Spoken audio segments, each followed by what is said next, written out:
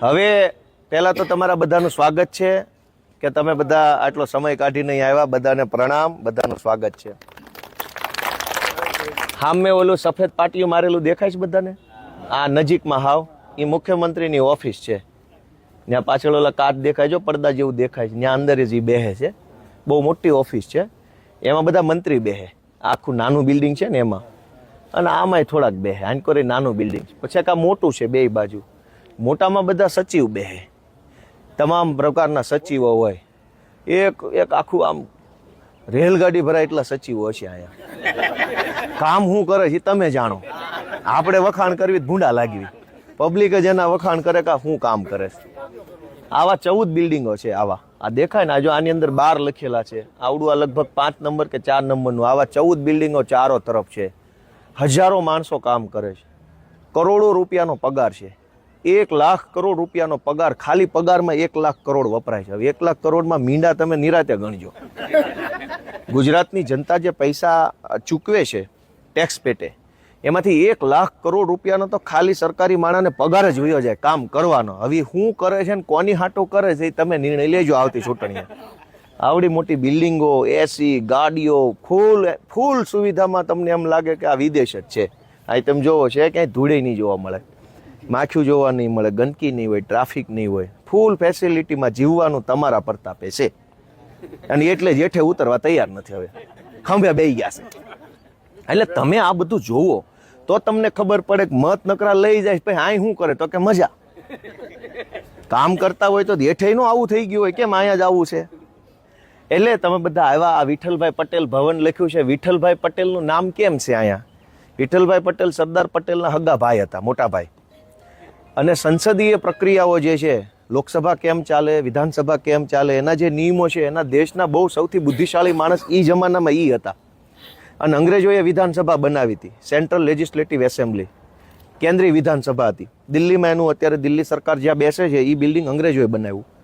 એના એ અધ્યક્ષ હતા અને ખૂબ બુદ્ધિશાળી માણસ હતા. એ જમાનામાં સૌથી બુદ્ધિશાળી માણસ કહેવાય વૈધાનિક બાબતો સંસદીમાં એ હતા.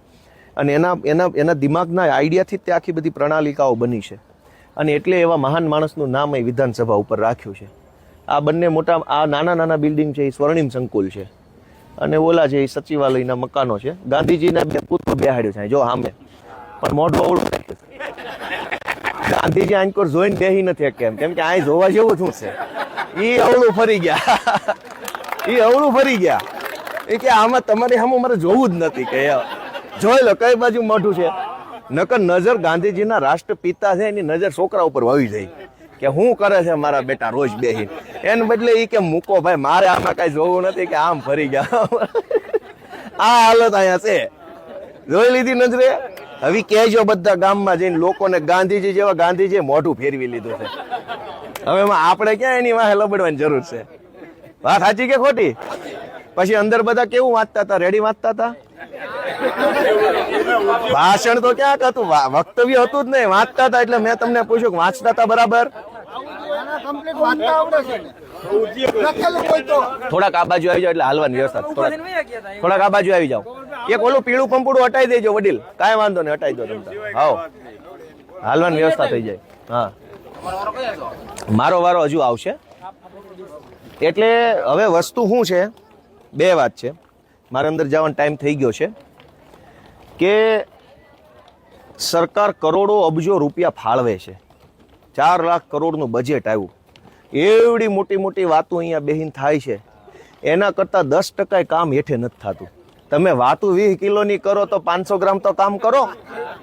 અમે એટલું જ કહીએ છીએ વિપક્ષ તરીકે, 500 ગ્રામ કામ કરીને દો. 20 કિલોની ભલે વાત કરી લીધી, પણ નહીં. ગયા વર્ષે 20 કિલોની કરી હોય તો આ વખતે 40 કિલોની વાતો કરે.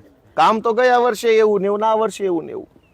તમને જાણીને નવાઈ લાગશે કે સરકારનું બજેટ હમણાં આવ્યું, એમાં શહેરોનો વિકાસ કરવા માટે 33,000 કરોડ રૂપિયા ફાળવા. ગામડાનો વિકાસ કરવા માટે કેટલા ફાળવા? 14,000 કરોડ. શહેર કરતા અડધા રૂપિયા નથી ફાળવા. હવે રૂપિયા જ ઓછા આપ્યા છે. હવે ગોળ નાખે એટલું ગળ્યું થાય ને? ગોળ જ ઓછો નાખ્યો છે તો કેમ ગળ્યું થાય? આ સરકાર એમ ધારે છે કે ગામડાનો વિકાસ ન થવો જોઈએ, ગામડું ભાંગીને બરબાદ થઈ જાય તો બધા વિસ્તરા પોટલા લઈને અમદાવાદ, રાજકોટ, સુરત આવવા માંડે. હાંકડી ખોલ્યુંમાં રહે તો સરકારના લાચાર બને. અત્યારે તમે તમારા મરજીના માલિક છો, કેમ કે 10, 15, 20 વીઘાના તમે ખાતેદાર છો, એટલે તમે આમ તમારું બિંદાસ છે કે ભાઈ આપણે કોઈના ઓશિયાળા નથી, અમારું ખેતર છે, મહેનત કરીને ખાવું છે, કોઈની ઓશિયાળી કરવી નથી. તમને ઓશિયાળા બનાવવા હાટું થઈ ખેતીનો વિકાસ ન થાય, ગામડાનો વિકાસ ન થાય, એટલે અહીંથી પૈસા જ ઓછા ફાળવા છે. 50% કરતાંય ઓછા છે, અડધો અડધ નથી. ગુજરાતમાં ગામડા જાજા કે શહેરો જાજા? તો પૈસા જાજા ક્યાં ફાળવવા જોઈએ? હવે પૈસા ફાળવા જ નથી, એટલે ગામડામાં રોડ નહીં બને, દવાખાનામાં ડોક્ટર નહીં આવે, શાળામાં શિક્ષક નહીં આવે, બસ નહીં આવે, નાળા નહીં થાય, પૂર સંરક્ષણ દિવાલું નહીં થાય, ખેતરના કેળા નહીં, કેમ કે પૈસા જ ન થાય. પા તમે કહો ધારાસભ્યોને, જે તે વિસ્તારના લોકો ભાજપનો હશે કોઈ વતાવશે ને મૂકો ને, એનું ક્યાં મોઢું વતાવું? કોઈ મારી જેવો વિપક્ષનો હશે 4 ફોન કરશો લાગણીથી, તમને એમ લાગે કઈ એકાય એવો જવાન છે, પણ તમને એ ખબર છે કે રૂપિયા જ ન થાય. પા કામ કેમ થાય? 14,000 કરોડ રૂપિયામાંથી તે અડધો અડધ રૂપિયા પગારમાં વયા જાય, સરકારી પગારમાં, અને બાકીના જાહેરાતમાં. કાંઈક વધે તો તમારું ન વધે, જય ભોળાનાથ. આ પરિસ્થિતિ ગુજરાતની તમે નજરે જોઈ શકો. સાંભળો ઘડીક, તમે નજરે જોઈ શકો કે ભાઈ તમે વર્ષોથી મત આપ કરો છો, પણ થાય શું અહીંયા? એટલે મેં તમારા બધાના આશીર્વાદથી આ બધું છે, નકર અહીંયા અમને કોઈ ગરવાય ન દે. નીકળો એમ જ કે સીધા, જ્યાં હોય ને બધે ઊભા છે, નહીં ઘૂસવા દેવા માટે. સામાન્ય માણસ જોઈએ જ નહીં, વીઆઈપી હોય તો જ હાલે. પણ તમારા હાથમાં એ તાકાત છે કે તમે જેનું બટન દબાવો ની માણા આમ ઠપ ઠપ ઠપ કરતો વયો જાય, કોઈ રોકી ન શકે. અહીંયા અંદરે વયો જાય ને બારી આવી કે. એટલે હવે તમારે અહીંથી જવાનું છે જમવા. અહીં ગાર્ડનમાં ફરવું હોય ફરી શકો છો, અને હું તો કહું છું ફરો, થોડોક આંટો મારો, જોવો, આમ તમને એમ લાગશે કે આ વિદેશ જ છે. સુવિધામાં કાંઈ ઓછું નહીં હોય. ઝાડવા એવા છે જેના આપણને નામ ન ફાવે, એવા તો લઈ આવ્યા ઝાડવા. આકાર તમે જોવો તો આમ સરસ મજાનો આકાર, ફૂલડા ના તે બધું જ હોય છે, બરાબર છે. એટલે તમે અહીંથી જોશો, પછી બસ બોલાવી જમવા જઈ અને તમે જમી લેશો. લગભગ કલાક, હવા કલાક થાય, જમીન કદાચ કલાક આરામ કરવો હોય તો થોડોક આરામ કરો. પછી હું તમને ઘર જોવા લઈ જઈશ. ત્યાં આપણે જઈ ત્યારે તાલુકા પંચાયતની સીટ વાઇઝ ઉપર જાઉં. પહેલા માળે મારું ઘર છે, એટલે પગથિયા ચડીને જાશું. બધા એક હામટા નાના ઘરમાં હમાહે નહીં, તો એક આરે એક તાલુકા સીટ ના જાય તો હું તમને બતાવી એક તમારા પ્રતાપે હું મળ્યું છે, અને તમે જ્યાં સુધી મત દેવો ત્યાં સુધી મળશે. તમે તાળું મત દો, અહીં અમને કાઢી મૂકશે કે હાલો નીકળો, વાત પૂરી થઈ ગઈ હવે. એટલે પણ મારું એટલું જ કહેવાનું છે કે તમારા પ્રતાપે, પબ્લિકના પ્રતાપે, જનતાએ કેટલો પરસેવો રેડે છે ને, ત્યારે આ લોકો અહીં કેવી મજા કરે છે.